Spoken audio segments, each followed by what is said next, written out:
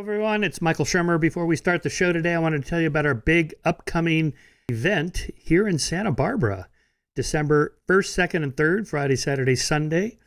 Friday night, we're doing an open house right here in the office where I'm recording all this. I got a food truck coming and adult beverages, going to be big fun. We're all just going to hang out. And then Saturday and Sunday, I have some terrific guests coming. I have Michael Schellenberger, who's going to be a live podcast guest. We're going to record it live at the hotel at the Hilton Beachside Resort, right on Cabrillo here in Santa Barbara. So give them a call, reserve your room, and go to skeptic.com, and right on the top banner, you'll see the conference. Be sure to sign up before it sells out. Michael Schellenberger is one of the most interesting people working today, independent journalist. He ran for governor of California. He works on homelessness. He works on nuclear power. He works on the environment, and most importantly, he works on social media. He was one of the guys that got the Twitter files from Elon and went through and found all the interesting things that were going on at Twitter before Elon bought it. So we'll be talking about all those issues and more, and getting your feedback. That is, these live podcast recordings will have a good portion of the time spent interacting with you, the audience. We're going to do that also Sunday morning with Jared Diamond, the great Jared Diamond, Guns, Germs, and Steel, Collapse, and so forth. He's coming up from LA. He's going to spend the part of the day with us, and we're going to do another live recording, podcast recording, which I'll be in conversation with him. And then again, your dialogue with Jared will also be recorded and posted on the show here. And then finally, I got Pete Boghossian coming, who's going to do a street epistemology with all of us. That is to say, he's going to see what it would take to change your mind on various issues. For example, I'm guessing most of the people coming to the conference are the same people watch this show, read the Skeptic magazine and so on. They're probably atheists or agnostics. So what would it take for you to be a theist? Okay, so Pete's going to try a little street epistemology on us, which will be big fun. Go to skeptic.com, just click on that banner across the top, sign up before it sells out. It's going to be a terrific, big fun. Oh, and then Sunday afternoon, for those who can't make it to the open house Friday night, we'll do it again here. Another food truck coming, adult beverages, going to be big fun. See you then. Okay, my guest today is Dannigal Goldthwaite Young, a professor of communication and political science at the University of Delaware. Young is an award-winning scholar and teacher, a TED speaker, an improvisational comedian, and the author of Irony and Outrage, the polarized landscape of rage, fear, and laughter in the United States. In her new book, here it is, Wrong: How Media, Politics, and Identity Drive Our Appetite for Misinformation. You can imagine why I'm interested in things, because I want to know what's wrong in addition to being what's right. Hi, Dannigal. How you doing? Nice to see you. Good, Michael. Thanks so much for having me on. Yeah, great to see you. Great to be here. What is this business about improvisational comedy? What is this? What you do on your weekends? You know what? I can't. When I talk about it, it always makes me feel so old. I've been doing improv comedy for 24 years. Wow. Started as an undergraduate, and yeah, it is. I think of it as not directly related to what I do, but it's something that builds a skill set that helps me in everything that I do. So if you're ever interested in talking about sort of the philosophy of improv or even the epistemology of improv, you let me know. Happy to talk to you about that. I am interested in that. So I don't do it at all myself. I try to use a little humor in public talk, but I'm not a comedian, just like I have a couple of magic tricks I do, but I don't pretend to be a magician. It's really for entertainment purposes only. But I've always been fascinated. Comedians strike me as very intelligent, and particularly improvisational. That seems like a different kind of intelligence that I know I don't have. You know, how do you know what's funny and how do you pull it off? And when I watch a comedian and I think, boy, if I told that joke, it just wouldn't be funny. So it's not the words or the sequence of words. There's something else about it. Yeah, there's something about comics that's rather disarming. And I think that, we all have the roles that we learn to play as we're growing up. And I think that as the youngest, many comics are the baby of the family. I think that they learn very early on that they're rewarded for being playful and funny and maybe breaking a moment of tension. So, yeah, so I learned early. And then improv is a unique form of humor because it's not stand-up, right? So stand-up comedy is scripted in advance, and it's usually narrative based and it has a reputation of kind of skewering members of the audience at times. Improv is quite different because you're building a scene with your partner on stage. And so it's really an exercise in listening and freeing your mind of constraints to allow your working memory to simply respond in the moment to the last offer given. So you can't go into an improv scene with a predetermined set of expectations about where you're going to take it. And if you do that, you're going to be a really bad improviser and a really annoying improv partner, because it means that you're going to be hijacking the scene and pushing it somewhere. What you need to do is share the scene. And so you can imagine improv has become really popular as a form of training in workplaces, corporate America. It even is useful in terms of relationship building. Learning how to listen and share a scene can be very useful for relationships. It's kind of a beautiful art form. Yeah, I remember being on Bill Maher's show back in the 90s, Politically Incorrect, and he had one of the other guests was a Saturday Night Live comedian. I forget what his name is. The guy that did the pathological liar bit. And so he was coming up seemingly with really spontaneous, seemingly improvisational lines. And then on the commercial break, I saw he reached into his coat pocket like this and pulls out a index card, and I see the lines, and he had a series of lines that he just kind of waited for the right timing to use this line. I thought, it's sort of prepared improvisational. Yeah, we don't have lines. Yeah, that's cheating. But Yeah. I think that everyone has sort of different talents, different strengths. My inclination is to kind of favor the improv approach, where it really is because it's such high risk, high reward. But it also you could completely bomb because you have nothing. So you're making something from nothing. And I think that that's why the audience likes it so much, because they know that you have nothing. And so they're just thinking, where is this coming from? And that there's sort of an excitement to that. Well, maybe there's a seg into your book. Given the polarization of today, could you make fun of the other party without being really offensive to them or another politician on the other side? Kind of entering the territory of my first book. The way that I think this operates is, in order for something to be perceived as humorous, that other party has to be willing to enter the state of play. And if someone perceives that they're under threat or that they have something big at stake, they will not enter the state of play with you. So, a really good comic can play the role of a jester and be disarming to either side. I think that our environment right now, where identity threat is so hyper salient, I think it's really challenging for comics to enter that space, to get someone to be willing to laugh at themselves. Yeah. Well, there was that scene from the White House Correspondents' Dinner where President Obama was making fun of Trump. He was sitting there in the audience. Maybe it wasn't the foreign correspondent. I forget which, but you remember. That's where people say it was the White House Correspondents' Dinner. Yeah. Right. And they say that's where Trump decided he was going to run for president. And you could just see him fuming there. He was not amused at all. Yeah, there's I talk about this in Irony and Outrage, that Trump is a unique case because you rarely see him laugh, and you rarely see him laugh at other people's jokes. I think that that's such a character tell for me. Like, that would be in Plutarch's discussion of Trump, right? Because when you are willing to laugh at someone who is seeking to entertain and seeking to lighten the mood, you grant them power. And so Trump doesn't laugh at other people and their jokes, and he rarely laughs at himself. There's this fascinating moment where he was doing one of those Comedy Central roasts, where he was like the one who was getting roasted, the Friars Club roasts.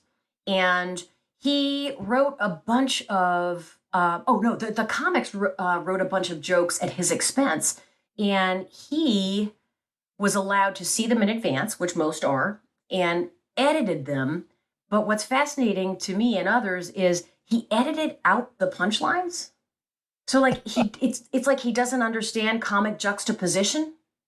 So and his rule was that no one could make fun of his wealth, meaning they could not challenge the notion that he was actually wealthy. They were allowed to make jokes about him being fabulously rich, but they were not allowed to suggest that he did not have wealth.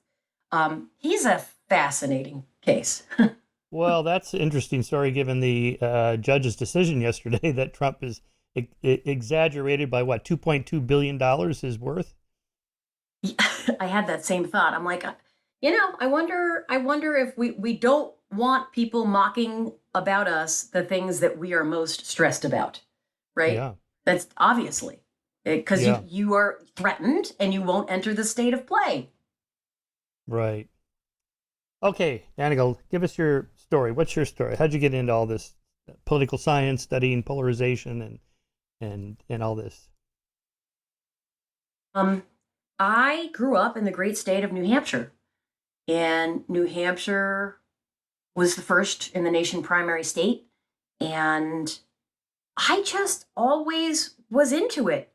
Uh, I'm one of those kids where you knew what I was going to be and what I was going to do from the time I was a really little kid. Um, when I was 12, the summer of 1988, um, I took some classes that were designed for like, young kids at Plymouth State. It was then Plymouth State College. And the classes that I took at that time were I took a course in the election of 1988. I took a course in journalism and I took a course in clowning. So between the election, journalism, and clowning, like that's me. So I've been the Oh my same God. kid the whole time. Amazing. But New Hampshire is such an amazing place, and I know that people have issues with the fact that New Hampshire is not racially diverse, and so as the first in the nation primary, it has disproportionate influence on fundraising and in terms of media attention. But what I appreciated about growing up there was that citizens, because the system invested in them and treated them as though they were really important to the process, I think citizens perceive themselves as very important and invest. They go to town halls. They go to, and I just, I, they go to, they visit wherever the candidates are. And they're very engaged in their local politics and they make an effort to meet the candidates. Um, that to me was really inspiring. And I don't think that I recognized it as inspiring when I was living it. It was just, you're a fish in the water and you're like, I don't know, I'm in water. Like I thought everyone lived politically that way. I met Bob Dole, met Bill Clinton, I went to this tiny island off the seacoast in the summer of, God, when must this have been? 20, no, nope, Dana, no, you're 2 decades off. 1999, June, when George W. Bush announced his candidacy. And it was like my boyfriend at the time and me and a press pack under a tent with George W. Bush. I mean, how cool is that? Right? Like that's such a That's pretty cool. cool opportunity. So then when I moved away, I moved to DC for a time and then I moved to Philadelphia for graduate school. I felt what a bummer that not everyone feels this sense of proximity to the political world. Like it feels so distant and so contrived and so mediated because that's how people experience it is distant, contrived, and mediated. There wasn't really a sense that like I have a role to play here because you're not treated as such. It's like we're all spectators in this, at a big show. So that's kind of what guided my research into political communication. That's sort of I guess that's my story. Hmm. When you met Clinton, was he as charming as we hear he is? So it was a high school gymnasium, and yeah, of course. I mean, he was so charming. I had a huge crush on him. All my yeah, of course. That's My funny. understanding though is that one on one, he maybe didn't resonate the same way as he did in crowds. I don't know. I don't know if you've heard that. In crowds, like he could look at you in a crowd and you felt like you were having a moment. Right. Yeah. Yeah. Yeah. I don't know anything about it, the one-on-one. I saw him give a talk at Caltech when he was announcing his plans for the National Science Foundation and so on. And yeah, he was an incredible speaker and gracious. And he had a whole thing about the economy. The economy was just exploding. It was just taking off. It was doing great. But he actually said, people want to, presidents always take credit for when the economy is going well and don't take the blame when it's not. But in fact, we have no control over this. It's just kind of this whole bottom up thing that you can't control from the top down. And lucky me that the .com, boom happened under my watch. So I thought that was kind of charming. Yeah, that means to have a little bit of humility about the reality of the situation seems rare, So I can see that that would by the be way, that here's would be endearing. Yeah. Do you have siblings, older siblings? Yeah, yeah. I have a Do you know? sister who's still in New Hampshire, and she's like 9 years older than I am. So I was really the baby. I was the oopsie baby. So yeah, Oh, it's just us two. I asked because I don't know if you know Frank Sulloway's research on birth order. No. He's the he's the UC Berkeley psychologist whose book is called Born to Rebel in 1996. So Frank did he's just a massive data set research on birth order. And so it's kind of a Darwinian model of sibling competition within families for parental resources. This is a little bit of Bob Triver's parent-offspring conflict. That the parents have to allocate the resources across multiple children, including yet to be born children, whereas the children themselves, each of them wants 100% of the resources that they can get. Again, in a kind of a Darwinian model. So the firstborn, by dint of being first, is just bigger, smarter, faster, everything. And they get all the attention. And then the next sibling comes along. Now there's some competition, but they can lord it over them. So later borns have to diversify and become different. They have to do something different. And so Frank, found like pretty much all comedians are later borns. And anything that's kind of off, off traditional career choices is by later borns. Lawyers, doctors, these kinds of professions are heavily dominated by firstborns. So the idea is that firstborns become surrogate parents to these later borns because the parents are busy. And so they have to kind of take up a conservative, cautious, rule-bound, top-down control over their younger siblings as they become surrogate parents, and therefore they kind of gravitate toward careers and political aspirations and so on, and orientations that are more along those lines. Anyway, his theory has been challenged by others. I think he's on the right track there. And of course, there's lots of exceptions, but just on average, if you had 100,000 people, and Supreme Court justices are almost always firstborn, comedians are almost always laterborns, and so on. Anyway, I just thought that was interesting, so I like to ask people about that. Well, now I know I'm not going to be on the Supreme Court, so thanks for that. That's right. And I do think of myself as a scholar, obviously, but there are times when I look at some of my peers. You're right that it's a lot of firstborns who are playing the academia game really well. Doing a lot of peer-reviewed research, getting grant dollars, big research teams. I don't get grant dollars. I don't have a huge research team. So maybe that it fits. I can still be the second born. Yeah, that's right. Okay, I love the title of your book, Wrong. So before we get into political stuff, let's just talk about what should somebody believe? What should I believe about anything? I don't want to be wrong. In my experience of 30 years of doing skepticism, nobody thinks that they're wrong, right? We debunk pseudoscience here at Skeptic. That's our big thing. But no one is ever identified as a pseudoscientist going down to their pseudo lab to collect pseudo facts to support their pseudo data as part of their pseudoscience. They think they're onto something. In the same way that no one joins a cult, they join a group that they think is good. right? So, so given that everybody thinks that they're right, how do you know? What techniques do we have in philosophy and science to determine truth? Oh, that's a great question. So I would say one of the things that I land on towards the latter half of the book, which, of course, you're familiar with, is the idea of being intellectually humble as we engage with the world. So now that doesn't mean giving up any stake in truth or landing on an answer at all. It suggests that we allow evidence and data and observation to guide us, and to never remove ourselves from doubt.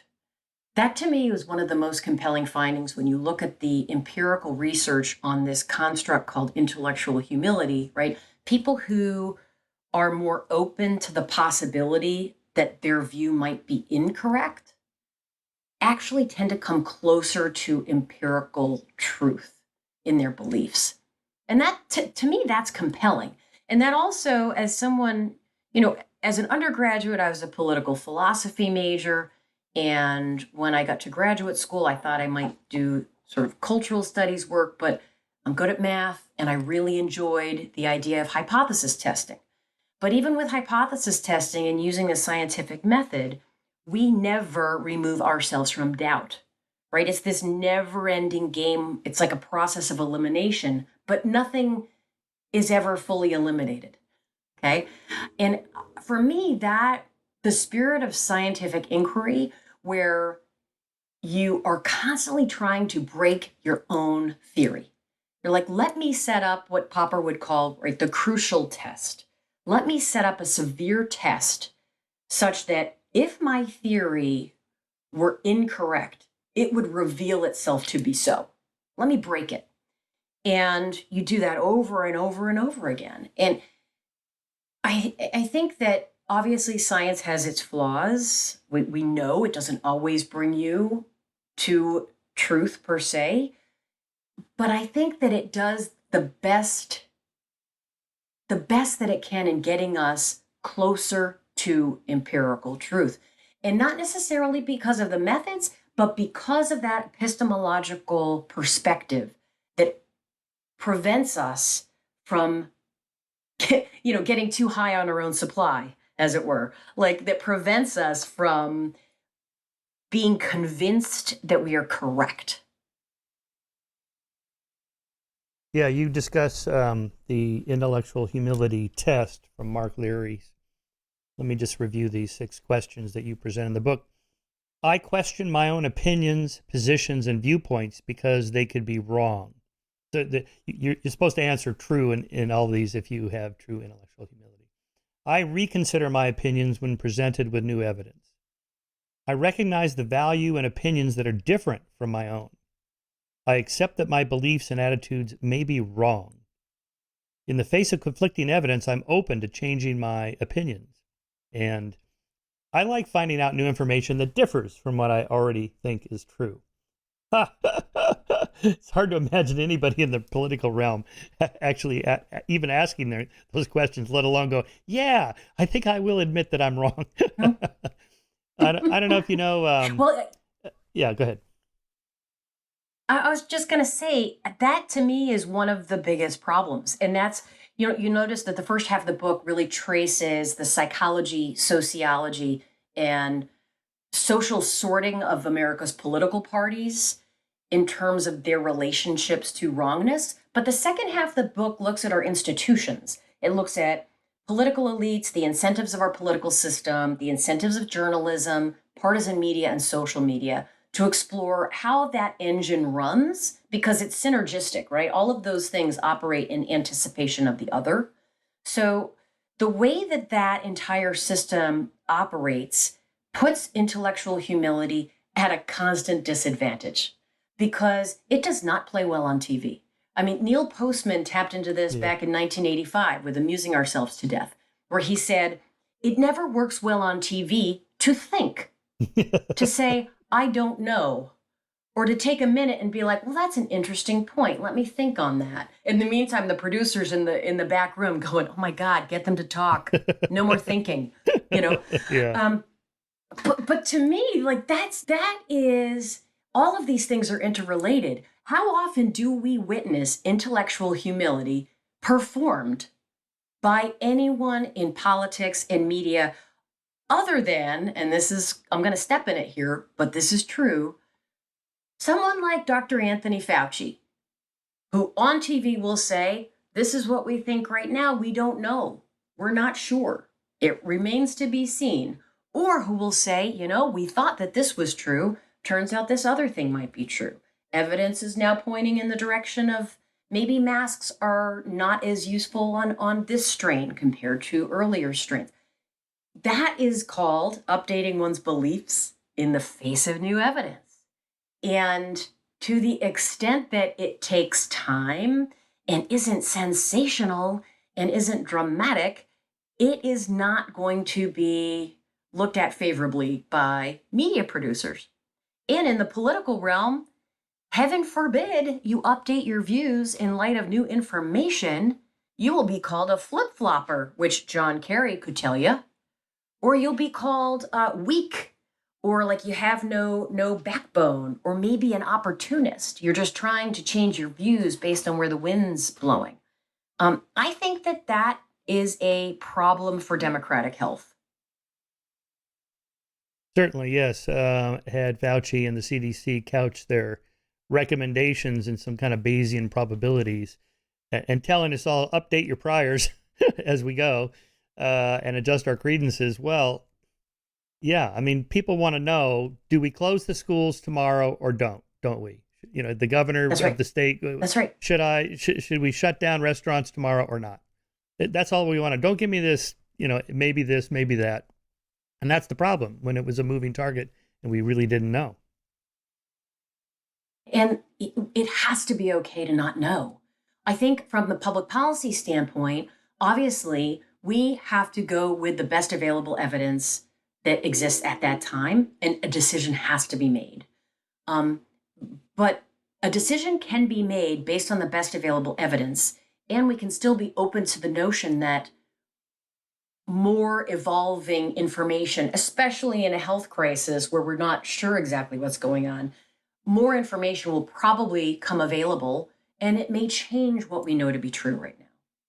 And that is a very uncomfortable proposition for a lot of folks. I think the work that I've done on psychological traits and how they play a role in belief in mis and disinformation is fascinating. Because if you are someone who is really not hugely tolerant of ambiguity, if you are high in the trait need for closure, it is going to be very frustrating for you to be in a situation where the scientists or other public officials say, we don't really know. We don't know what the answer is right now. Some folks are more okay with that than others. It turns out that there is a political correlation with some of these psychological traits. So individuals who tend to be more socially conservative on issues related to like sexuality and crime, these are individuals who tend to be higher in need for closure, lower in tolerance for ambiguity. They tend to prefer situations that are very predictable and certain. And from the standpoint of democratic health, we want those people in our society because they are the people equipped to take action quickly and to address threat. Okay? You don't want a college professor with infinite tolerance for ambiguity and infinite need for cognition tasked with making a life or death decision for society. I say that as a college professor. But the fact that these traits, though, are correlated with some of the processes we're talking about really has important political implications as well. Yeah. Do you go along with the theory that people gravitate to the political party that feels best to them by temperament, which we know is from behavior genetics is at least 50% heritable, or let's say 50% of the variance is accounted for by their genes. And then later they back into it, with the hindsight bias. Here's the reasons I'm a Republican, or here's the reasons I'm a Democrat. and they give you rational reasons. But in fact, that's not why. They prefer the conservative worldview because these are my people. I feel good being around them. These are the values that jive with my temperament, and that's what really got them there in the first place. Yes. Everything you just said, yes. I, having studied, public opinion, attitudes, beliefs, behaviors for over 20 years, I think, Jonathan Haidt does such a wonderful job describing this in The Righteous Mind. The idea that beliefs don't actually come first. We like to think that individuals are rational and that they have these specific beliefs, and then they come to some broad attitude and they make decisions on policy or who they're going to vote for based on these specific beliefs that are updated by information. I am increasingly of the mind that beliefs are really a lot of rationalization and justification of our fundamental worldview, our values, our team. Because if it were otherwise, information would change minds. And it really doesn't seem to do a very good job of doing that. Information is not great at changing minds. The example that I often use is, you in your book, you talk about the belief in the Obama birth certificate conspiracy theory, right? So for those folks who believe that Barack Obama's birth certificate was fake and he was not born in the United States, did they dislike Barack Obama because they learned that information somewhere on the internet? Absolutely not. They did dislike Barack Obama. They had reasons for that, whether they were ideological, perhaps rooted in race. And they then, post hoc, created or were handed to them by various media personalities a reason that they could dislike him. It's like, oh yeah, that's the reason. That's the reason I dislike him. And I find it very hard to believe that those folks created their overall attitude towards Barack Obama because of that information. Right. All right. On page 35 of your book, you have the 3 C's that is kind of the heuristic of your theory here. Comprehension, control, and community. So comprehension, we want to make sense of our world. Control, we want to have some control over our world. And community, we want to be part of a social group. It seems to me these are often in conflict with one another here. I was reading your book thinking about the debate in cognitive circles. On the one hand, you have Hugo Mercier and Dan Sperber's book, The Enigma of Reason, which they argue that reason did not evolve for veridical perception to construct an accurate picture of the world. In fact, the whole point of Darwinian evolution is just to get your genes in the next generation. It's actually better to be part of a community that's solid. Yep. And so the point of reason is to win your arguments and to support your team. And now on the other side is our cognitive scientists who argue that, in fact, we do have perceptual apparatus that gives us a reasonably accurate picture of the world, or else how would you survive? And so I think that debate is still playing out. It could be, it's just both. 2 of your C's there, well, comprehension and control, I think, kind of go together. The reason you want to comprehend the world is so you can control it in a way that you survive and flourish and pass on your genes. The community is just part of that, your team. So I think it's probably both, but I got to thinking about that in terms of, when does information change people's minds? Because it can, but it has to be in a context in which you don't have to give up your identity. You don't have to abandon your group.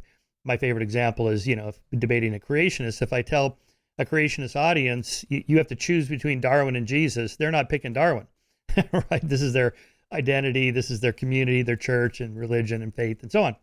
So you have to just take that off the table and say, let's just stick with the facts. And then I'll point him to someone like Francis Collins, who wrote a book called The Language of God, in which he explains the theory of evolution and natural selection as well as Richard Dawkins does. But if I give them Dawkins' book, they're going to think, oh, I got to be an atheist like this guy. I don't want to do that. But here's a guy on my team, Francis Collins. He's a born-again evangelical Christian. He accepts Jesus as his savior, the whole ball of wax, and he accepts evolution. I guess it's okay. Then the facts can matter. think, when we think about what is it that can persuade someone, right? Think about something as specific and consequential as climate change, where we need people to have some buy-in to be able to have a willingness to perhaps make sacrifices and move towards policies that will at least prolong the livability of the planet, right?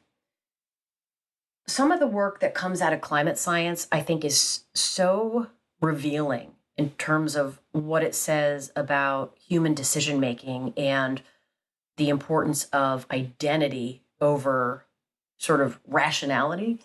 Um, because, for example, you're probably familiar with Catherine Hayhoe, whose work in this area is about having these empathetic approaches to the communication of climate, where if you talk to folks who are Christian, who would be in the United States, who would be more likely to be skeptical about the notion of man-made climate change or our obligation to address it, because if it's not man-made and it's not, quote unquote real, then why do we need to take steps to prioritize it? If you talk to these folks about the fact that the most vulnerable are the people who are poor, who live in these agricultural communities, perhaps on the shores, on the coast, in other parts of the world. And you tap into the notion that we need to reduce people's suffering and reduce the pain of the vulnerable, that, it's almost like moral reframing. You're tapping into some of these fundamental moral foundations, and you can reframe the issue in a way where their stated veracity, their perception of the veracity of the claim itself is no longer what's most important. They now are activating their identity as a Christian, and it then triggers, attitudes and behaviors that would be in line with that identity. I'm also reminded of work by Dan Kahan, who, he's done work on climate change perceptions as well. And, you talk to folks and you ask them questions about climate change. And if they are Republicans, they'll tend to be more skeptical or say, yeah, it's not real. But then if you're talking with someone, that same person, for example, who is a farmer, and say, what's going on with the weather patterns? They'll say they're changing. Okay. What do you think is going on there? What are you doing about it? And you get to the specifics of the issue and you take it out of the political context altogether. And you realize there is a full understanding of what is going on here. But a lot of what's going on in these public opinion surveys is activation of political identity and expressions of identity, right? That is an issue that we have in public opinions research, where to what extent are you capturing what people really believe, and to what extent are you capturing what they feel they need to say to maintain the integrity of their worldview or their political identity? And that, to me, it's frustrating as heck, okay? But it also gives me hope, because when the rubber meets the road, these are individuals who will recognize the severity of a situation and creative ways to address it. So it needs to be unbundled from political affiliations. I was at the 2006 TED the first time I went. Al Gore spoke there. He gave his Inconvenient Truth talk before the film was out. And it was really quite powerful. He was quite the engaging speaker. And by the way, funny. He was quite funny. He was like doing shtick from the stage. And I thought, where was this guy in 2000 when he was campaigning? Because he was kind of stiff and data-driven and all that. But in any case, after that, it seems like that's about when climate change became bundled with the Democratic Party. It's a liberal thing. And therefore, when conservatives hear climate change, their brain autocorrects to, anti-capitalism, anti-American business, you know, control of our choices and things like that.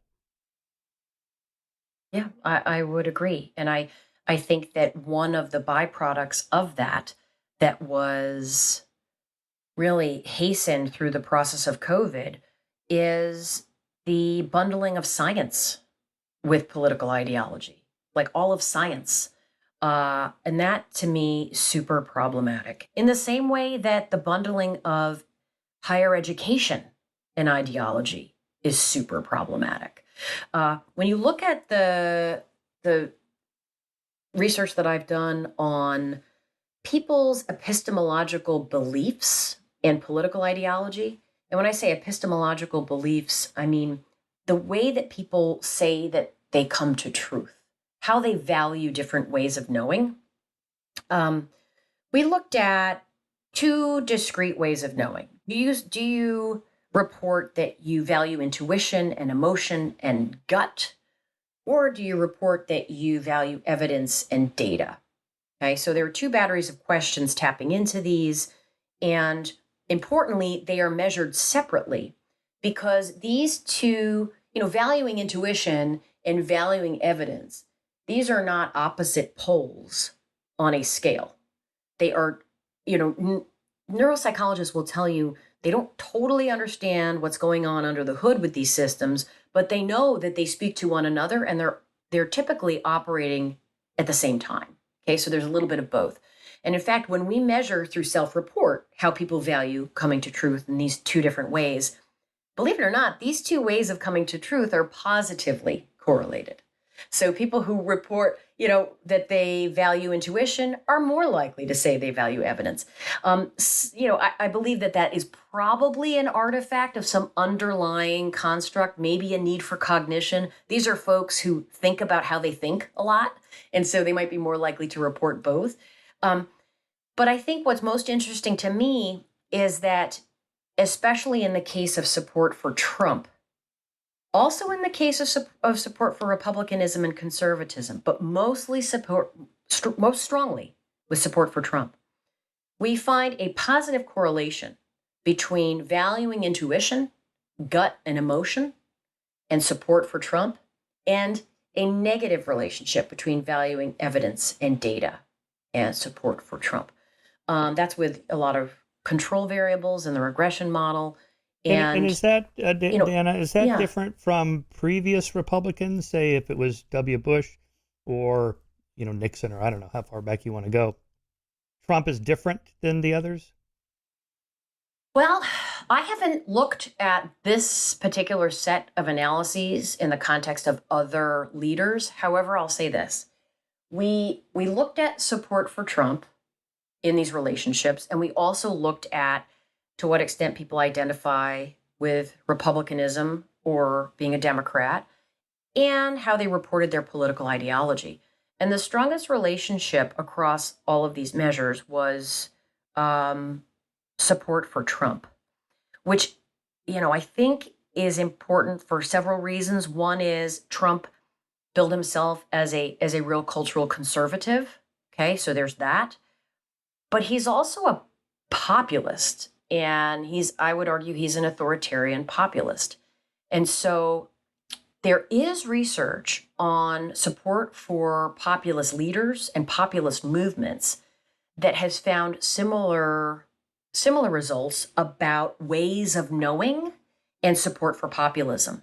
So there's a wonderful book, Enchanted America, by Oliver and Wood, where they examine what they call sort of the intuitionists versus the rationalists, and they measure things a bit differently, but it's the same idea, okay? And they find a similar thing, that the intuitionists are significantly more likely to support populism, both as an ideology and populist leaders in the form of Trump. The argument that they make about how and why that's the case, I find really compelling. And the history behind it, I find compelling. They suggest that this linkage between ways of knowing and support for sort of cultural conservatism and populism is in part an artifact of the Republican Party's deliberate courting of evangelical Christians dating back, 30, 40 years. And as evangelical Christians started to sort of have the political awakening that accompanied their spiritual awakening, right? For a long time, religiosity was separate from politics, but, recognizing evangelical Christianity as like a sleeping giant and tapping into that and making the case for how, the goals of this group are the same as the goals of this party. You end up with folks who value faith and intuition and their own sense of what is morally right, then more likely to be members of the Republican Party. And I think that then results in this epistemological, I don't know what you call it, this epistemological correlation, I guess, with the party. What do you think of that, Michael? Yeah, I let me just see if I can follow up on that. Do you mean that, let's say, the difference between utilitarian ethics and deontological ethics? So, deontological, rule-bound, there are certain principles that I believe are true, and I don't care how many people believe them. Just take the difference between the Constitution and the Bill of Rights. The Bill of Rights, as I guess it was Hamilton argued, we need that because of the tyranny of the majority. So these are values, these are principles. It doesn't matter how many of you believe it or not. You can't violate these. That's just the way it goes. And you need that because of mob rule and the tyranny of the majority. That does happen. Mm-hmm, mm-hmm. So maybe what you're saying that in terms of ways of knowing, I know that there are certain deontological principles I will never give up because that is the core of what I believe is right about right and wrong. Now, there's other issues where, I'm open to change and it, depends on evidence and this and that. But there's a core set of beliefs. So maybe in terms of your ways of knowing, there's a little bit of both. It depends on what the particular issue is. And here I was thinking of, back to the larger issue of what should I believe is true. I could be convinced that anthropogenic global warming is real based on evidence. But that seems to me different than what's the right percentage of upper bracket income tax? Is it 37%? Is it 75%? Is it 49%? There's no right answer to that. Or how many people should we let in to our country every year? I don't know what it is now, 125,000 legally or something like that. But should it be 1 million? Should it be 10,000? What should it be? There's no right answer to that question in the empirical sense. This is a different kind of truth, a political truth. And maybe the abortion issue is somewhere in between there. You're pro-choice or you're pro-life. Science can only inform us so much. When does life begin? Well, the heartbeat or the sentience, consciousness, pain, but ultimately it comes down to something else that isn't in the empirical realm. Yeah, no, I appreciate that. I think what you're talking about then is a descriptive sense of truth versus a prescriptive sense of truth. Yeah. Right? What are things that we can measure and verify versus what do we think is our normative goal? What is the best outcome? And I would never, ever try to land on a sense of prescriptive truth on any of those questions that you've asked. But I think from a public policy standpoint, right? Because that's when these things really matter. There does need to be some agreement on what is, even if we can't agree on what ought to be. So, sure, what should be the percentage of people who pay a particular tax rate? I don't know. But what is the percentage of Americans that currently do pay a particular percentage tax rate? The problem is that because our values and our social identities tend to shape not only what we know, but also the very things we see, we will tend to have these perceptions of reality, of the descriptive truth that match, right, what we believe should be or what we believe to be true. So, then you end up with, I remember that debate, you were talking about Al Gore, so now I'm primed to think about the 2000 election. You remember George W. Bush talking about fuzzy numbers, fuzzy math. Yeah. And I think you would agree that there has to be some some verifiable, falsifiable truth when we're talking about matters of public policy. Even if we can't agree on what is the best answer to this question, what should it be, we should be able to agree on what is. Yeah, here I'm reminded of Andrew Stillman's research on, he does a cognitive psychology on, he's asking students, do you believe in the theory of evolution? Oh, yeah, absolutely. Okay, describe it. How does it work? Natural selection. They really don't know. They give some Lamarckian, the giraffe stretches his neck, and, or you ask people, do you support NAFTA or are you against NAFTA? Oh, I'm for it or I'm against it. Okay, what is it? Well, it's that, the North, I forget who's in it, but I'm against, whatever. They don't really know. It's just kind of a public signal. I trust the science or I don't, or I trust my party or I don't, or I don't trust the other party, whatever. The issue of trust runs throughout these conversations. And this is especially interesting to me when you think about this sort of what we mentioned before about the political, ideological linkage with science that has been increasingly, when I'm in my very progressive neighborhood and I see the signs that say, in this house, we believe these things, and it says, we believe science is real, and it's packaged with all these other things that are sort of socially liberal. I'm like, can we not do that? Can we not put science in that basket? Can we not do that? But what I think is fascinating is that as much as liberals will want to believe that, yes, I value science, or I don't know, that science is real, which, by the way, just as a statement doesn't totally make sense. Science is real. Science is a process, it's a practice. Right. But so the notion that I believe science and I get to truth through evidence and data, great. But then when you think about what is it that's actually guiding your behaviors and your attitudes? When it came to COVID, for example, you weren't doing the tests in the laboratory. You were not running the double-blind studies on these mRNA vaccines. So it's not that you were putting faith in evidence and data. You were putting faith in institutions and individuals who you trusted to be coming to conclusions based on evidence and data. And that, I think, is so huge, because what it suggests is that even when liberals are saying, no, but we think better, right? Because we think based on evidence. But it's like, no. What you're actually doing is you're thinking based on a heuristic of trust.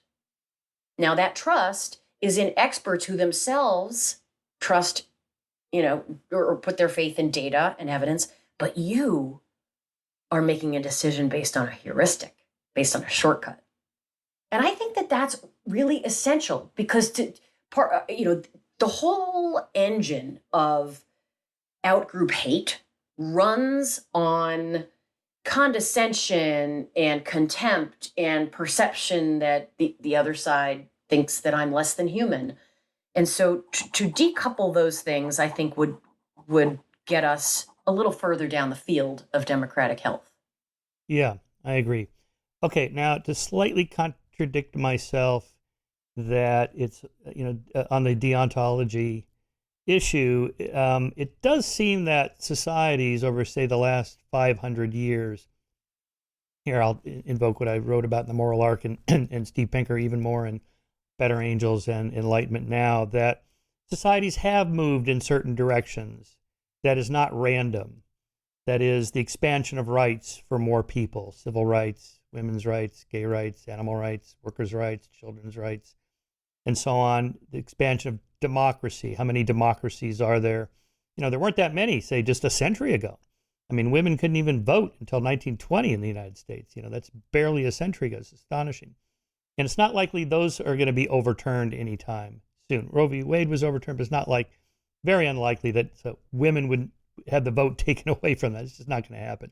Or states are going to reinstitute slavery as a legal institution. Why is it that we have moved in that direction? Okay, one argument, I think, is that we've come to use a criteria for what it is we want in a society. And this is going to get to my issue about taxes. We want to decrease the amount of suffering of sentient beings.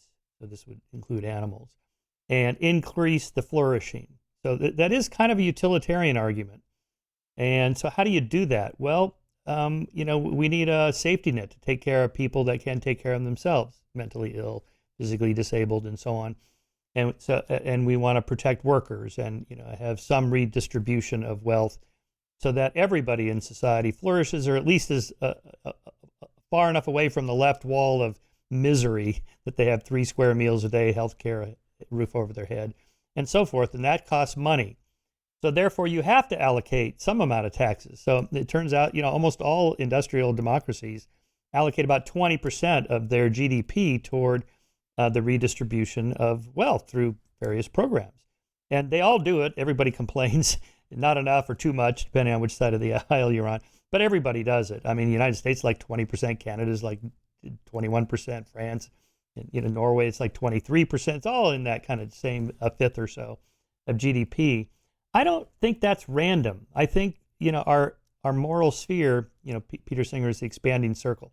Our moral sphere has expanded, and all of us have had our sentiments kind of, our moral consciousness lifted in a way to include other people, and we're less tribal.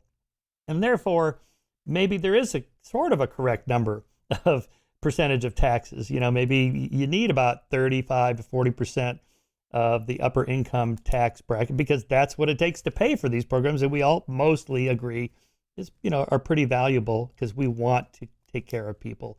Everybody should be, have a certain base level, something like that. Just a thought in my head I've been toying with.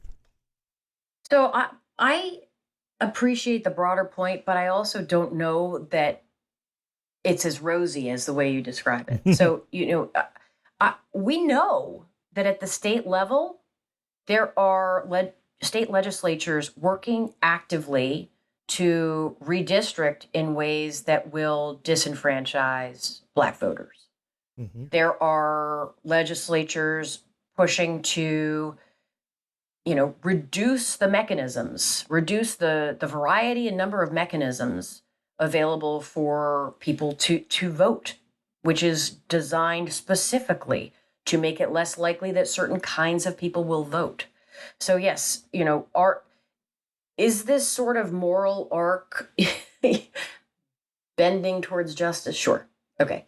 But I think that what we're witnessing, especially at the state level, is that there is a very organized effort to push back against some of that movement. And we haven't talked about it, but I would love to get your thoughts too on, the crux of my argument about identity salience being at the heart of what's driving wrongness is actually quite distinct. I share some things in common, for example, with like Yasha Monk's contention that identity is playing this unique role right now. However, what I am arguing is that because the Republican Party has become homogeneously white, Christian, rural, culturally conservative on these really primal lines of identity that are both visibly noticeable and affect, our entire way of life. While the Democratic Party has become more diverse, secular, agnostic, suburban, urban, but there's a lot of difference, whereas the Republican Party is a lot more the same internally. Again, not a monolith. This is not true for everyone. I'm talking about statistically. The numbers suggest this, right? So what that means is that we know that when individuals have these socio-demographic identities in alignment, we know this from work by Liliana Mason, Julie Ronsky, and others, when you fit the profile of a Republican, you're white, Christian, rural, culturally conservative, you're going to have more emotional responses to outgroup threat. You are going to be more likely to dehumanize your outgroup. You are going to be more likely to have a super salient sense of your identity as a member of that team. because it's not just about your politics and your perception of policy, it's about who you are. So my sense is that that engine and its efficiency on the right is part of what is driving what we have found to be an asymmetry in the extent of misinformation in the misinformation environment. So that is not to say that liberals are never wrong. Liberals are wrong all the freaking time. It is to say that the engine that is responsible for identity-driven wrongness works very efficiently on the right. Yeah. And I think that's why I want to push back against some of those things, because I think that all the things that you're talking about in terms of the progress and the movement in the direction of we don't want people suffering, et cetera, I think that is true. But I think that there are some for whom progress for certain groups is a threat to progress for my group. And when my group is such a homogenous group, and it taps into an entire way of life, I think that then it's emotionally arousing. Yeah. One thing when I agree with you, and when I bring that up with conservatives, like, for example, don't we have a moral obligation to help people that can't help themselves? Christian conservatives will say, yes, of course we do. And we do privately through religion and church. That's what religion is for, not the government. Yeah. Yeah. Yes, they do say that. You are correct, Michael. I don't know if that's a question, but you're correct. They do say that. I think. Is it enough, though? It's kind of. So the next question is it enough? Is this really a government-sized moon project type thing to take care of the homeless and so forth? Or does the church just not generate enough revenue to do that? Well, I think that the issue of race looms so large in all of these conversations because, for example, when you look at, to what extent do Americans support food assistance programs like SNAP, and to what extent do they want their representatives voting in favor of increases to SNAP?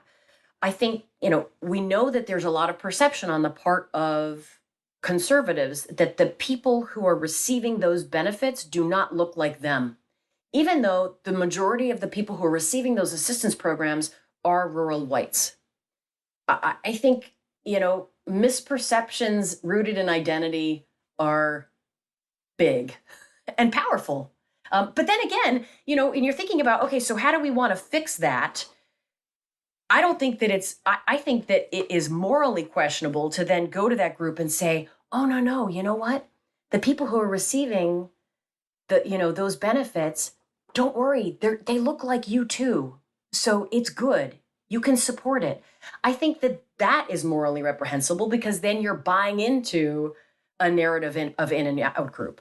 So I don't know what the answer is there. Okay. All right. Since you do comedy, I'm going to invoke the Henny Youngman principle, as I call it, the 1950s humor. How's your wife compared to what? Okay. So you say that things are terrible, polarization. Compared to what? I mean, I'm old enough I voted first in 1972 and, Vietnam War and Watergate. And before that, the assassination of RFK and MLK and all the, terrorists. And these were left-wing terrorists and hijacking of planes and on and on. It was pretty crazy. Is it really worse now? Is this the recency effect, the availability heuristic? Or do you have data to say really things are more polarized than they used to be, even in Watergate times? Yeah, we do have data that suggests that things are more polarized than they used to be. So I'll give you some examples of different metrics that we've been tracking. We political science as a field. Yeah. But then I'm going to push back a little bit against the notion that polarization is the right term. Okay. Because I don't think it is. I have colleagues also that are trying to get that out of our sort of reflexive lexicon. So in terms of polarization, here's what we know. We know that lawmakers in Congress have become more ideologically extreme in the votes that they cast. And that has been true over the last 40 years. So the metrics are not super awesome, and people don't love the National Election Studies measure called DW Nominate. It's operationalized a certain way, but it's the best proxy we've got. And it does show that there's a linear trend in the direction of elites casting more ideological votes in keeping with their party, less willingness to compromise across the aisle. However, that is not symmetrical. It has been more pronounced on the side of the Republican Party than the Democratic Party. It is present on both sides, but it's not to the same extent in the Democrats. When it comes to how regular people, quote unquote, regular people, well, we're not regular, Michael, because we're weird and we think about politics all the time. The way that regular, healthy people who don't live and breathe politics, the way that their political views operate, it tends to be that we see that over the last 40, 50 years, there has been a bit of ideological polarization, meaning Republicans have gotten a little bit more extreme in their views, Democrats a little bit more extreme.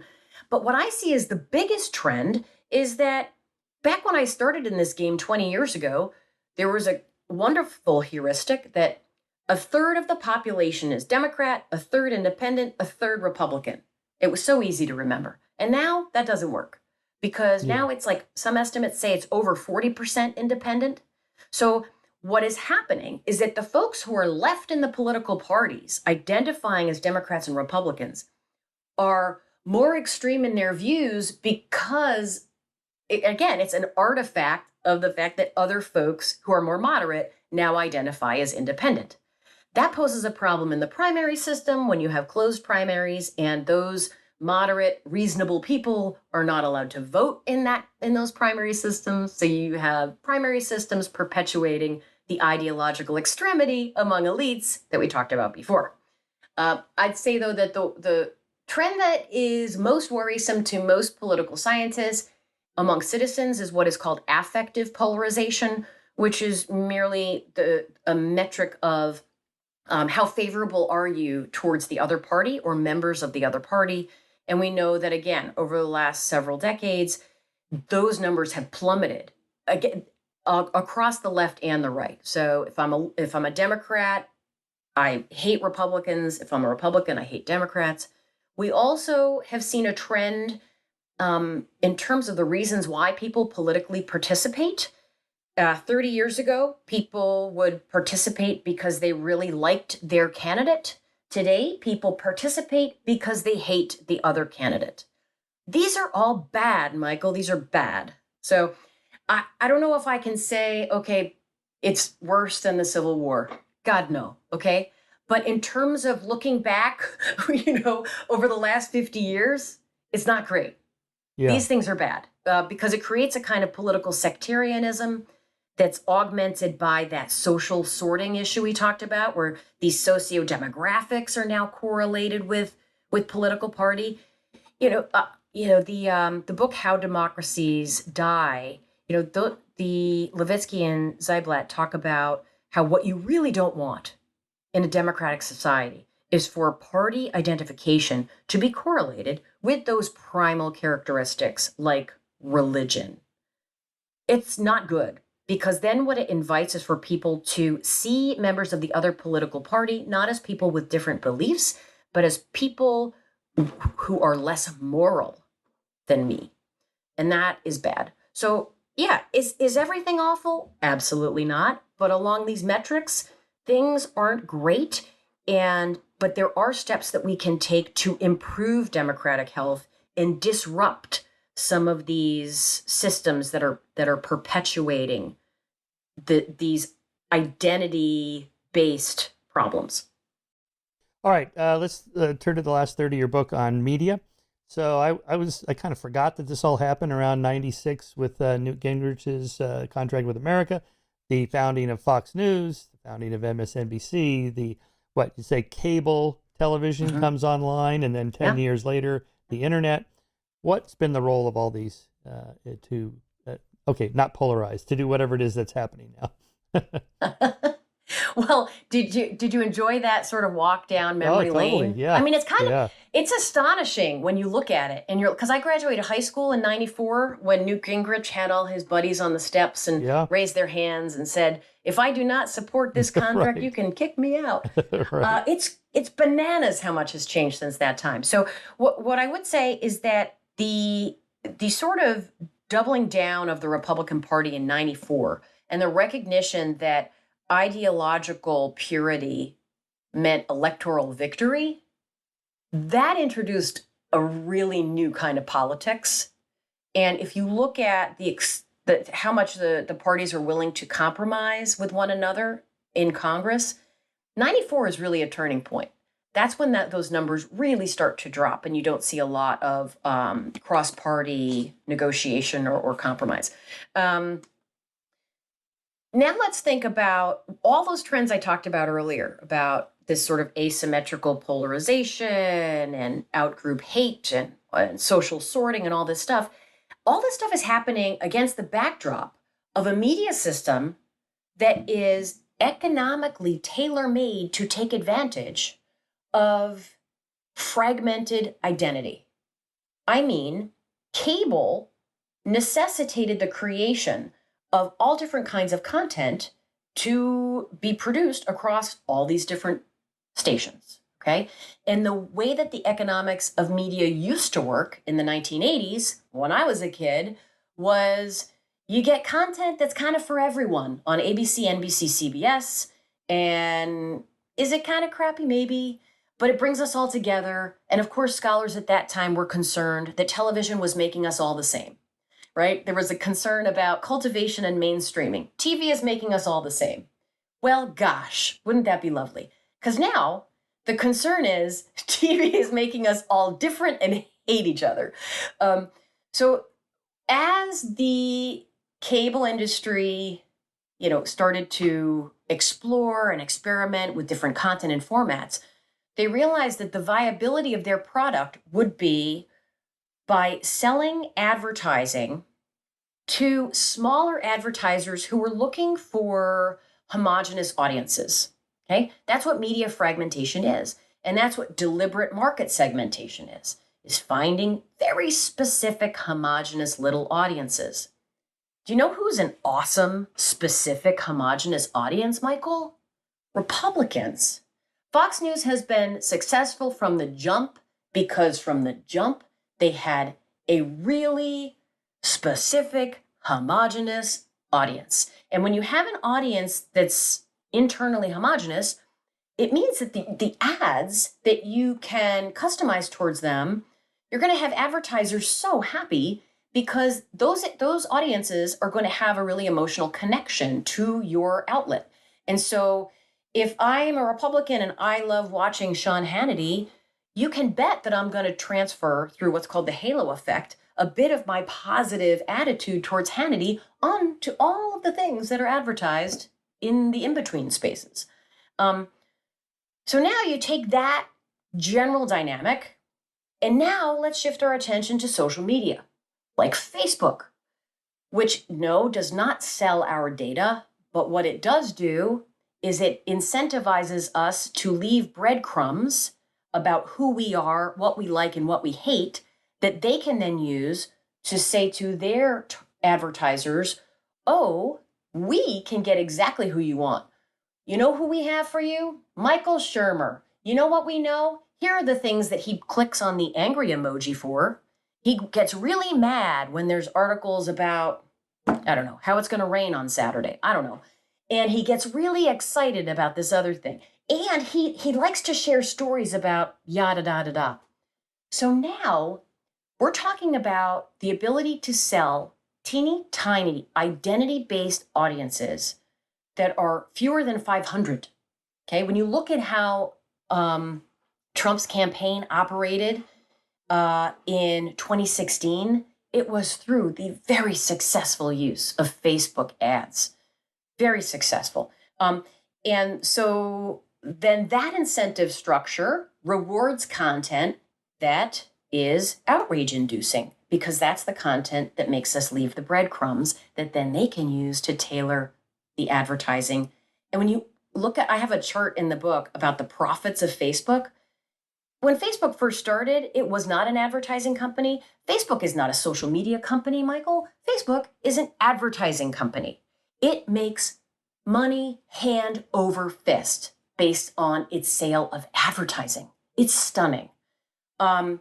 So my point about all of this is that when you have the economics of a media system predicated on the sale of very engaged audiences to advertisers, you are necessarily going to reward content that gets you really mad, activates identity threat. And when your society is so socially sorted and quote unquote polarized, that content is going to be based on these political mega identities that serve as these wonderful proxies. Think about, I'll give you an example that's not straight out of electoral politics. How about Oliver Anthony's song? How about that song, Richmond North of Richmond, and how it went viral? And everyone had emotional responses to it. That song and its virality, they're sort of demonstrative of this engine. Interesting. There was another song too about my hometown, but that wasn't the title. But it was more of a it was kind of a conservative. We're not going to put up with this in our hometown, something like that. Oh yeah, not in my hometown. Not in my hometown. Yeah. Again, yeah. Would those ever go viral without that political tone to it? All right, let's think about these media companies. We live in a free market, and their job is shareholder profits. That whistleblower from Facebook said, hey, you know what we're doing at this company? We were designing the like button and so forth to keep people on there for as long as possible because we sell ads. That's how we make money. That's our job. It's not on us to, I don't know, monitor political, ideological content and how extreme it. What do we care? This is just our job. So who's behind the problem? Is it, that the politicians are just capitalizing on the way the system currently works, and that's the problem, not the social media companies themselves? I think it's super attractive to want to blame social media. I like John Haidt a lot, but when he wrote his piece about social media are the reason why everything in America is like uniquely stupid or something like that. Yeah. He wasn't wrong about a lot of his specific points, but my bigger issue was that I feel like he let a lot of really powerful entities off the hook, namely the political entities that are exploiting these mechanisms. I think when you look at okay, call me old-fashioned, okay, but I really feel like people who are in public life, who are elected officials, should conduct their business with the idea of democratic health and longevity in mind. That should be one of their goals. And my sense is that there are a lot of folks who are fine to throw those things by the wayside if it means victory, and they are exploiting a system. They are exploiting an apparatus. That being said, if the one thing I have to say to social media companies that many before me have said, and I hope that we stop having to say it, we need access to anonymized data. We social scientists, computational data scientists, need access to anonymized data to understand how these messages spread, how it works, how the disinformation ecosystem works. We don't need to know who these individuals are, but we need to understand the mechanisms underlying them. And that should not be controversial. So that is one of the things I push for. You mean the social media companies to make their data available to researchers like you? Why correct. Should they? They're companies. They don't have to do that, right? So you'd have to have, I don't know, some government decree to make that happen? Yeah, correct. Here's the thing. We have never been in a moment when American media systems can be used by bad actors abroad to undermine American democracy. And I also call me old-fashioned, but I don't think, my liberal colleagues are going to want to throw me in a trash can. But I do sometimes believe a little bit in American exceptionalism, Michael, I'll tell you. And I don't think it's an accident that Twitter and Facebook were created here. Mm-hmm. Okay? We have a wonderful education system. We have a free market. We have freedom of expression, freedom of ideas. All of those things are really good for entrepreneurship. All of those things are good for technological advancement.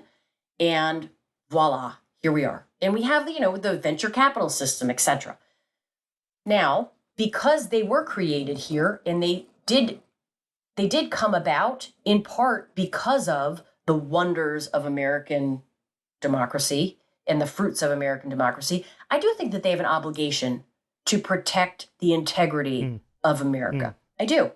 Since you mentioned, I don't know if that's provocative, but not to me, it isn't. okay. Since you mentioned Jonathan Haidt, do you have an opinion on his previous book that he co-authored with Greg Lukianoff, The Coddling of the American Mind, where they're blaming social media companies for this spike in teen, anxiety, depression, suicidal ideation, cutting, so forth, more in girls than boys, but up for everybody. Or is it something else? Is it this, parental style that started changing in the 80s and 90s and so forth? Do you have any thoughts on that? So I'm not an expert in the data. I have seen studies on these relationships, and I think because the media environment is so varied, it really depends on how young people are using these different platforms. I think as a media effects scholar, what we know is that direct effects of a technology on an individual are very hard to find. There is an interaction of pre-existing psychological and sociological factors with that media product. I'll answer this way, though. As a parent of an adolescent girl and a teenage boy, I think that young people's use of social media would benefit tremendously from really engaged parenting. I don't support the idea of saying, okay, well, you're 13, so you're legally allowed to be on, but we're banning it altogether. I think that especially in certain neighborhoods and communities where that is the social life, that can be tricky for kids. However, caps on the amount of time, as well as engaged parental mediation of the social media experience, which kids hate. But guess what? You as a parent will learn a lot, and they will learn a lot. Sit down with your kid, say, okay, show me your TikTok today. What's that? What's this? What does that mean? Oh, is it possible that that funny video is really misogynistic? Could you explain that to me? Kids hate this, by the way. They don't like it. Especially kids of a media professor really don't enjoy it. But it helps kind of open their eyes a little. I think that there's a real opportunity for parents to kind of reclaim some agency in that space. I don't think that the hands of social media companies are clean by any means. I just think that it is so tempting to want to put everything in that bucket because it's so easy to just be like, oh, it's all their fault. I don't think that that's the whole story. Yeah. I recommend Jean Twangy's new book, Generations, it's called. It's got massive amount of data on changing generations over the past century. Her theory has to do with what they call life history theory that she applies. Namely, that technology allows us to live longer, healthier lives over the past, say, 2 centuries, but especially since vaccines, public health, and so on. Okay, so people are living longer. Therefore, the life history kind of evolutionary model is that if you know you're going to live a long time and you're going to live a relatively safe and healthy life, you don't have to rush into parenthood so quickly. So you can lead a slower life. You don't have to be quite so risk averse. And then in terms of evolutionary strategy, there are species that are selected. That is, they have lots and lots of offspring and hope that a few make it into the next generation. Think salmon. Versus K-selected, like elephants. They just have 1 or 2, and they put all their resources into the few that they have. So her analogy there is that we're elephants. Well, we are elephants, but even more so between, say, us baby boomers and you millennials, and then Gen Z, especially now, are far more risk averse. They're very slow to develop their adolescence and into the 20s. This is why they don't get driver's licenses. They're not having as much sex. They're not doing drugs and so on. The average age of women getting pregnant for the first time has shifted from 19 to 29 since, say, I think what was it, since 1960, something like that. That's a lot, 10 years. And what's the mechanism? Well, if you graduate from high school and all your friends go to college, it's like, okay, that's the norm. I'm going to go to college. And none of your friends are getting married right out of college. Like, well, I guess I don't need to. Yeah. And none of your friends are having babies until their 30s and they're developing career. Okay, I guess I'll do that too. And so this is kind of this shift generationally. So her explanation for the coddling thing is not coddling so much as I'm only going to have one baby or two, and I'm going to put everything into that. I'm going to make sure they are safe. We're going to have prescribed play dates. We're going to meet at this place at this time. I'm going to make sure the house I'm dropping my kid off at doesn't have a gun and the parents aren't crazy and the playgrounds are properly protected and matted. And so that's her explanation. That is super compelling. And Michael, I was that mom who texted all of the parents in my daughter's class in first or second grade. And I said, it looks like we're entering playdate land. If you'd be comfortable disclosing if you have a firearm in the house, I would appreciate that. Yes, we don't have one. So, and I say that as somebody who, I'm a Second Amendment supporter. My dad is a hunter, fisherman, and I grew up with guns in the house and they were locked away. But, I think that is a really compelling explanation, though, the notion that, you have fewer kids and you invest more in them. There's also a super culture of motherhood that I think there's like propaganda around motherhood that I think is suffocating to moms, too, about, here's what good moms do. And a lot of it is all the things you're talking about. So, where does that come from? How does that narrative get reinforced? I'll tell you though, I've been at the University of Delaware. This will be my 17th year. And I have noticed a shift in how my students communicate with their parents. Now, as soon as class is over, they're on their phones and they're talking to their mom or dad. It's really wild. Really? And they're just like, yeah, hey mom, yep, just leaving class. Da, da, da, da. I didn't see that. Well, obviously not when I was in graduate school. But they're just like checking in.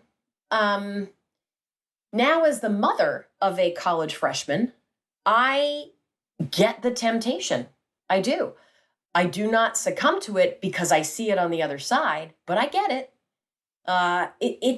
I think you put so much into your kid and now they're gone. And you're like, but you're part of my day to day. Where'd you go? I need to know what's going on. Yeah.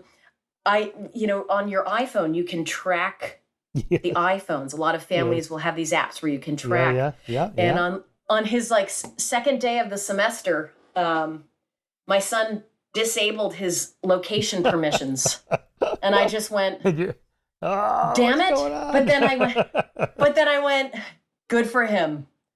But gosh darn it, that makes me feel stressed.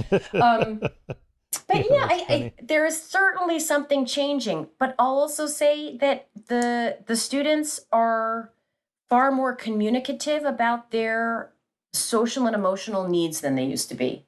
They are willing to say when things are really hard. They're willing to say when they're in crisis. They'll say, I think I need to talk to someone. What are the resources on campus? I think that's a positive change. And you could say, well, that's, they're so coddled. Now they feel like they need to talk to someone about stuff. Well, if it helps them and it reduces their likelihood of self-harm, I think that's okay. Yeah. Okay. Last point here. I mentioned Greg Lukianoff. He has a new book out. I just got it in the mail yesterday. The Canceling of the American Mind, not the coddling of the American. Canceling of the American Mind. Cancel culture undermines threat and trust. Undermines trust and threatens us all, but there is a solution. Anyway, forward by Jonathan Haidt. Okay. So I haven't read it. I haven't even looked at the book yet, but I know his stuff. Cancel culture, wokeism, progressivism, all the trans crazy. So if you talk to conservatives, again, everybody thinks they're right. This is what they'll point to. The left has lost its mind. Here's 400 pages of cancel culture craziness, mostly in academia, some in corporate America, all the DEI programs and all that stuff. To the right, this just seems lunacy. Uh-huh. Well, I when I hear these things, I am sympathetic when there are particular exemplars that seem outrageous. Okay, we've all heard, here somebody goes to this university and the students shout them down and they can't even get their words out. I am sympathetic to those criticisms that that's not how free speech operates. However, as somebody who is a professor on campus, I'll tell you that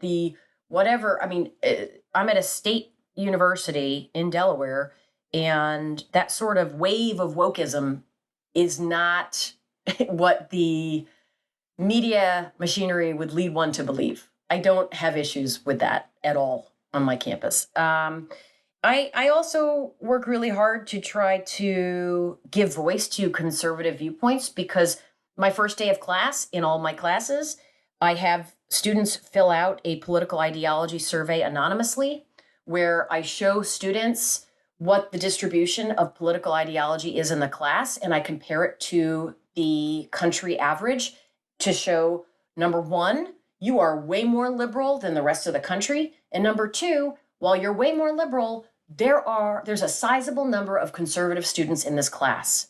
And you cannot assume that everyone here has the same viewpoint that you have because you are on the left and whatever. So, I've gotten students say that they appreciate that a bunch. I hope that it helps. But however, that being said, how about the craziness on the right? How about the banning of books where, same-sex couple is shown, married?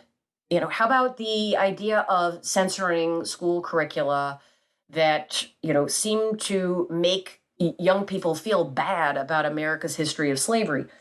I feel like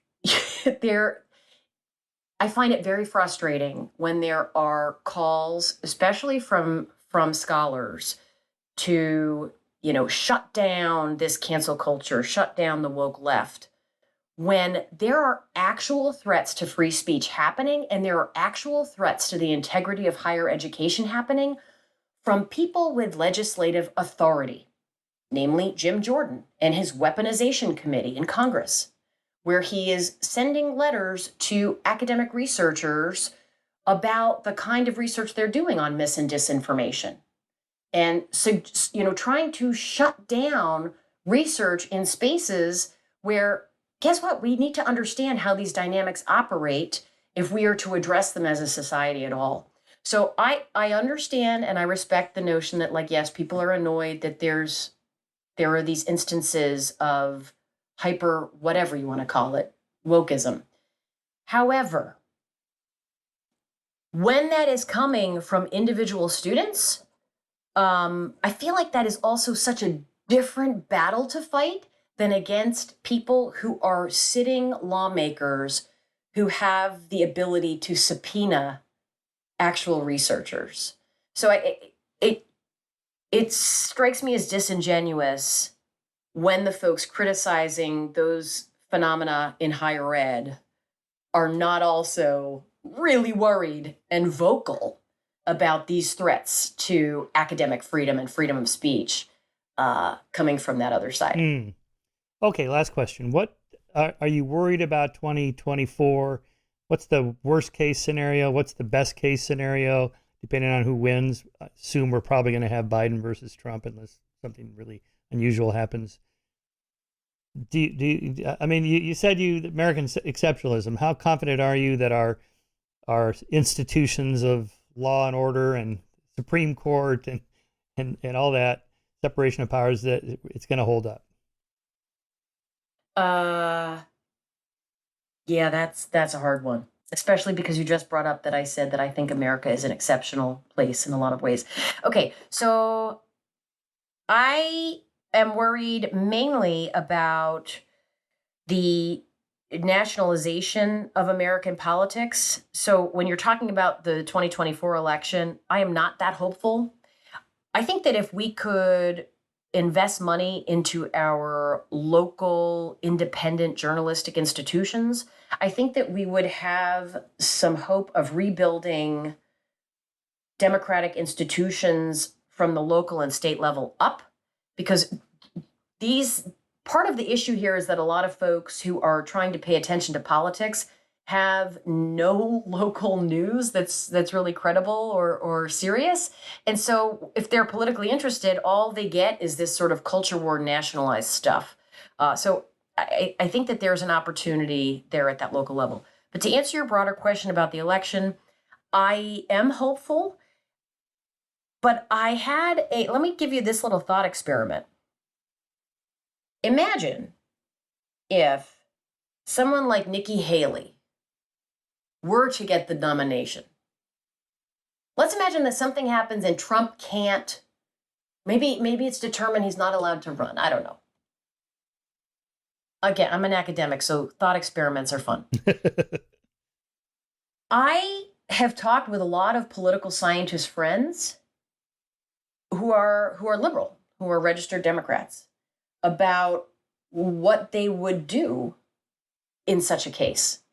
And I think that the best solution for 2024 to Democratic health would be the victory of a Republican presidential candidate who respected democratic institutions, admitted that the 2020 election was actually won by Joe Biden, and moved away from these other institution-threatening behaviors. Yeah. I think that would be the best thing for American democracy. Wow.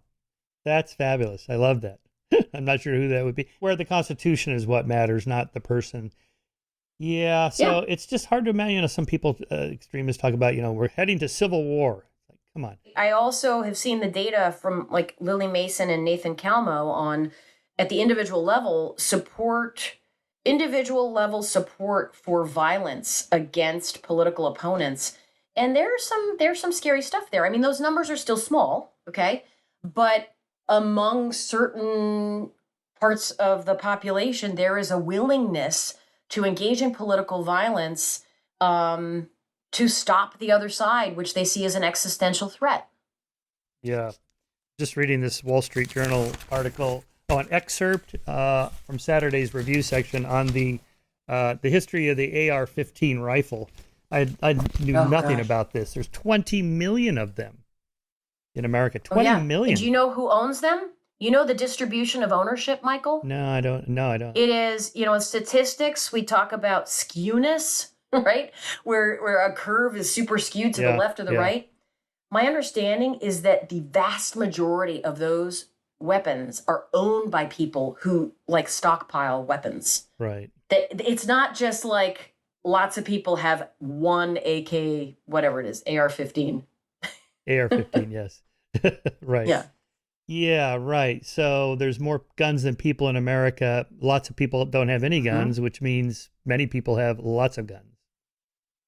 Correct. Yep. Correctamundo. So even if it's not a civil war, it could cause a lot of damage.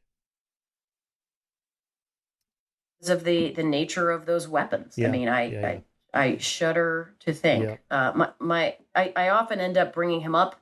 Well, it's probably good. It means he's on my mind a lot. My husband is a homicide prosecutor. It's too funny.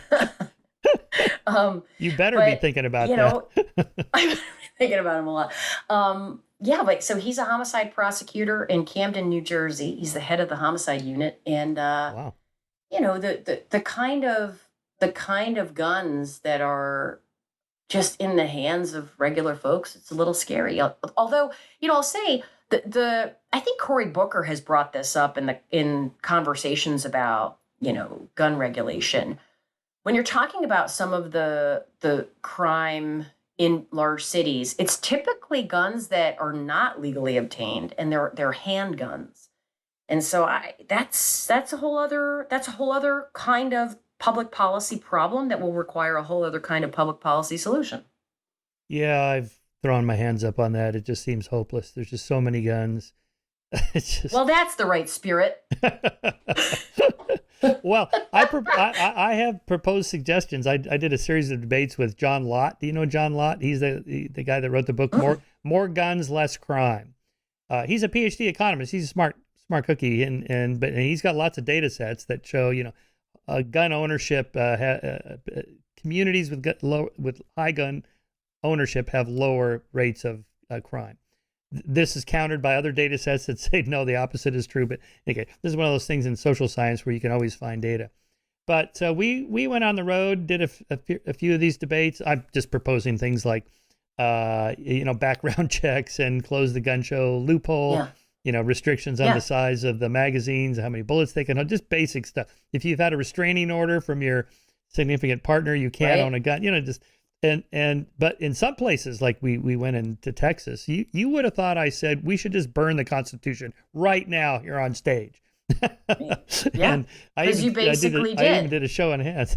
Yeah. To a lot of these people. Well,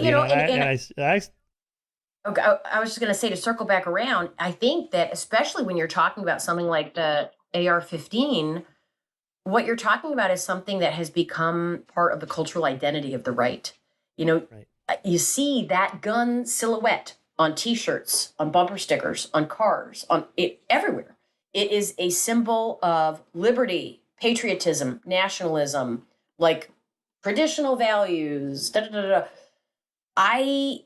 I don't know how we disentangle that.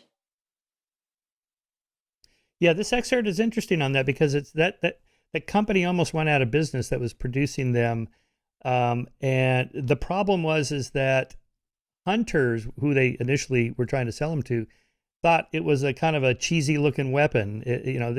We want weapons that are made out of wood and polished, beautiful metal, and they're just works of art. This is just plastic, and then somehow something happened, basically after 9/11, and where everybody started arming themselves, and then it became a totemic proxy for freedom and independence and all that stuff, and it changed. My understanding too is that it really is a terrible weapon for hunting. Yes. Right? And because if you have plans to not just kill a deer, but eat yummy venison meat, my understanding is that is not the gun you want to use. No, that's right. Yeah. Okay, we could spend 2 more hours on gun control. Let's not do that. That's another issue. All right, Danigal, thank you for your book. Here it is again. Wrong. How media, politics, and identity drive our appetite for misinformation. Super interesting. I love that you're so data-driven. All right. So the next book you should should be called Right. Right. Okay. The sequel. All right, deal. The sequel. Okay. Well, thank you so much. This was so fun talking with you about everything from soup to nuts.